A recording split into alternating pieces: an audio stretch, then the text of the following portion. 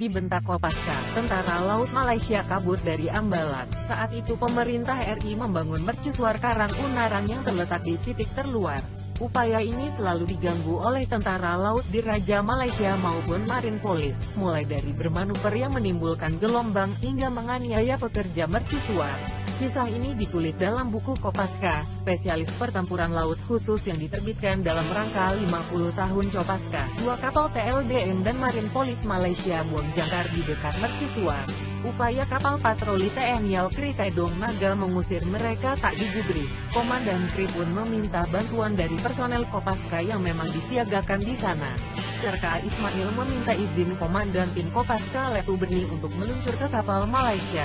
Letu Berni mengizinkan, namun dia meminta Ismail tak membawa senjata agar tak terjadi kontak tembak. Serka Ismail melaju dengan motorboat bersama Serda Muhadi dan Kelasi 1 Yuli Sungkono.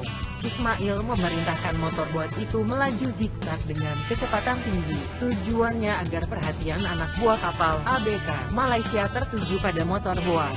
Sementara itu Ismail melompat dan berenang senyap menuju kapal Malaysia. Tanpa diketahui satupun ABK, Ismail naik ke atas kapal. Dia mendobrak pintu samping kapal sambil berteriak, "Di mana kapten kapal?" bentak Ismail hingga ABK Malaysia ketakutan. Serka Ismail pun sempat membentak seorang petugas meriam kapal Malaysia. "Kapten kapal keluar!" Dengan nada tinggi Ismail bertanya apa keperluan kapal Malaysia di tempat itu. Sang kapten menjawab normatif, hanya menjalankan perintah. "Baiklah kalau begitu.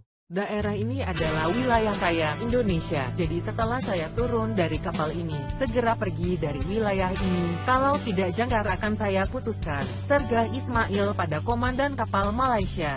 Walau tak bersenjata, keberanian Ismail rupanya membuat nyali para ABK Malaysia ciut. Begitu Ismail lompat ke perahu karet, kapal pertama langsung angkat jangkar dan kabur dari Karang Unarang. Namun kapal kedua tak mau pergi. Serka Ismail dan tim Kopaska segera melaju. Aksi mereka dihalangi sehingga Ismail tak bisa naik kapal. Ismail segera menuju tali jangkar.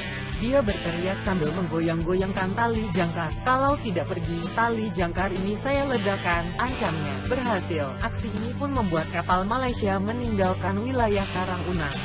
Rupanya cukup 3 orang Kopaska untuk mengusir 2 kapal Malaysia.